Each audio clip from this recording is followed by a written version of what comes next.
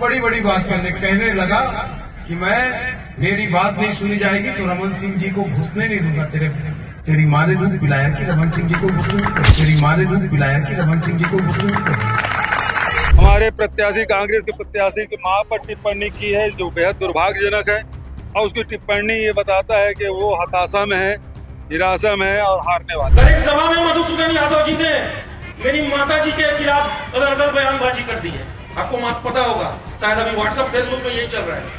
दिए गए बयान के बाद मधुसूदन यादव को शहर से माफी मांगनी पड़ी और उन्होंने क्या कुछ कहा, हालांकि उनका ऑफिशियल बयान है कि नहीं इसकी हम पुष्टि नहीं कर पाते, लेकिन सोशल मीडिया में तमाम पहले मुझे छोटा भाई कहते हैं, उसके बाद अब जब हार का सामने दिखती है कि हार हो रही है तो अब लगातार बयानबाजियां चल रही है। नमस्कार, जय जोहार, जय छत्तीसगढ़ में योगेश और भिलाई टाइम्स देखना शुरू कर चुके हैं। नगरीय निकाय चुनाव महज 3 दिन शेष है।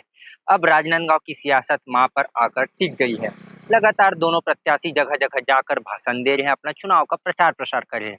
ऐसे में निखिल द्विवेदी जो कि कांग्रेस प्रत्याशी है, उन्होंने एक सभा के दौरान कह दिया था कि अगर मैं महापौर बनता हूं और विधानसभा अध्यक्ष डॉक्टर रमन सिंह विकास में बाधा अटकाएंगे तो मैं उन्हें राजनांदगांव प्रवेश करने नहीं दूंगा, अंदर आने नहीं दूंगा, जिससे मधुसूदन यादव काफी खफा हो गए। इसके बाद उन्होंने एक सभा के दौरान इस पर पलटवार किया, लेकिन ये पलटवार मधुसूदन यादव के ऊपर ही भारी पड़ा।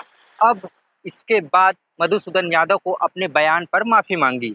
आखिर उन्होंने क्या कुछ कहा, माँ के ऊपर क्या कुछ कहा, माँ और दूध जैसे शब्दों का प्रयोग किया, वो आप पहले वीडियो में देखिए। मधुसूदन यादव ने एक सभा के दौरान तुलसीपुर में सभा हो रही थी, उसमें क्या कहा ये वीडियो में देखिए पहले। मालूम ही नहीं, वो बड़ी बड़ी बात कहने लगा कि मेरी बात नहीं सुनी जाएगी तो रमन सिंह जी को घुसने नहीं दूंगा। तेरी माँ ने दूध पिलाया कि रमन सिंह जी को घुसने।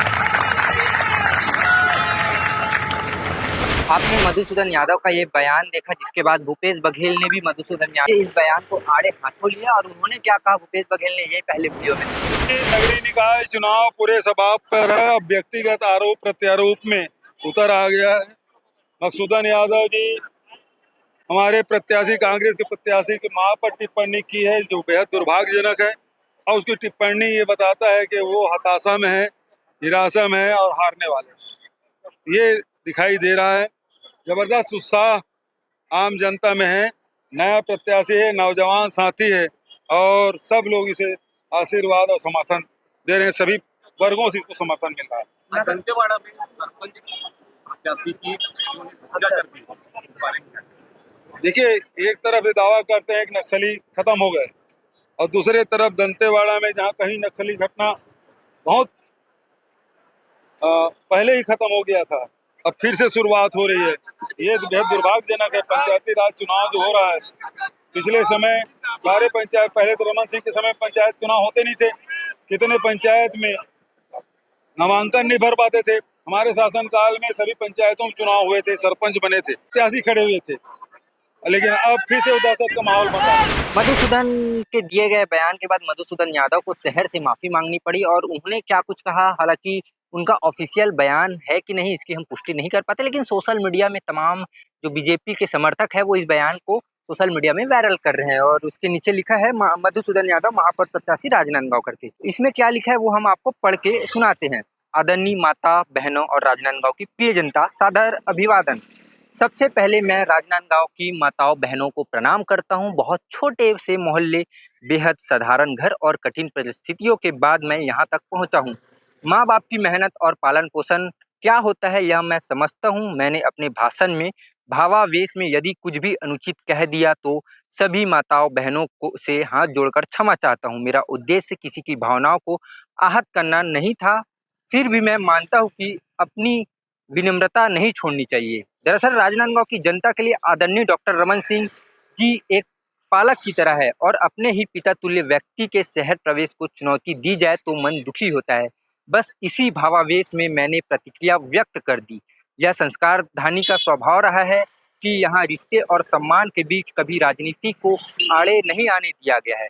यह शहर पंडित किशोरी लाल जी शुक्ल, आदरणीय पंडित शिव कुमार शास्त्री जी, लीलाराम जी भोजवानी, ठाकुर दरबार सिंह जी, विद्याभूषण ठाकुर जी, मदन तिवारी जी, फ्रांसिस जी, बलबीर खनुजा जी, उदय मुदलियार जी, विजय पांडे जी, शोभा सोनी जी, जैसे कई लोकप्रिय और आदरणीय नेताओं से सम्मिलित रहा है, जिनसे हमने कर्मठता, सरलता और भाईचारा सीखा है। निखिल भी मेरा छोटा भाई है और उनका परिवार मेरा परिवार है। मैं राजनांदगांव की जनता को भरोसा दिलाना चाहता हूं कि आपसे रिश्ता निभाने और सम्मान करने में कभी कोई कमी नहीं आएगी। मधुसूदन यादव, महापौर प्रत्याशी, राजनांदगांव। ये कल से सोशल मीडिया में मधुसूदन यादव का ये बयान वायरल चल रहा है, जिसे भाजपा के समर्थक लगातार पोस्ट कर रहे हैं।